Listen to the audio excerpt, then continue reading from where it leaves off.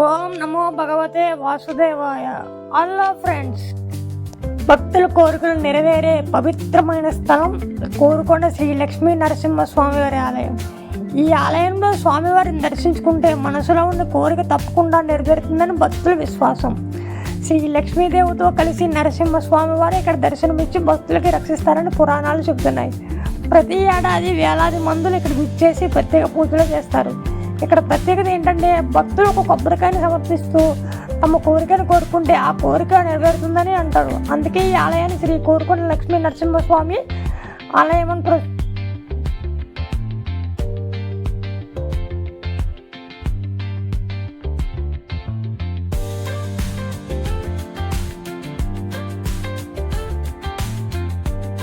భక్తులు స్వామివారిని నామస్మరణ చేస్తూ ఆలయ ప్రాంగణంలో తిరుగుతూ అనుభూతి చెందుతారు.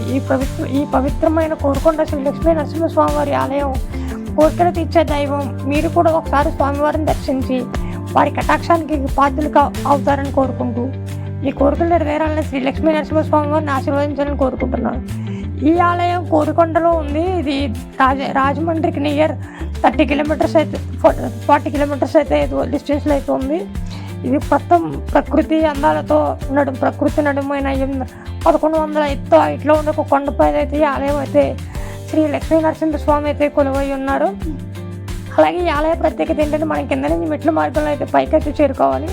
త్వరలో దీనికి డ్రిప్ లైన్ అయితే వేస్తారని అంటున్నారు ఇప్పుడున్న ప్రభుత్వంలో, మరి చూడాలి.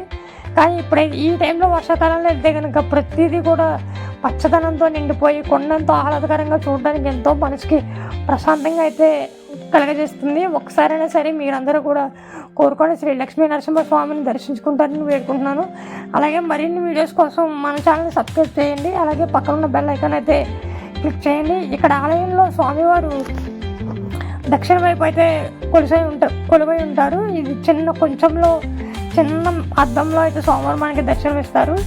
పైన అయితే ప్రకృతి కూడా చూడొచ్చు ఎంత ఆహ్లాదకరంగా ఉంటుందో. చుట్టూరు వ్యూ అయితే మాత్రం చాలా ఎక్సలెంట్గా ఉంటుంది అనమాట. ఇది ఇక్కడ నాకు తెలిసి ఏ టీనేజర్స్ కానీ ఎవరైనా అమ్మాయిలు అయితే కానీ ఎక్కొచ్చు, కానీ ఓల్డ్ ఏజ్ పర్సన్స్ అయితే నేను దీనికి ప్రిఫర్ చేయను. ఎందుకంటే కింద నుంచి పైకి వెళ్ళడానికి ఇంచుమించుగా 2 hours అయితే టైం పడుతుంది. ఇంచుమించు 1100 అడుగులు అయితే కొండ మీద అయితే స్వామివారు కొలువై ఉన్నారు. సో మీరు కూడా ఎవరైనా ఏజ్డ్ పర్సన్స్ ఉంటే కనుక దీన్ని ఇగ్నోర్ చేయమని చెప్తాను. త్వరలో దీనికి లైన్ అయితే వేస్తున్నారంటే కింద నుంచి పైకి వితౌట్ మెట్ల మార్గం. కొండ పైన అయితే ఇలా ఉంటుంది గుడి అయితే.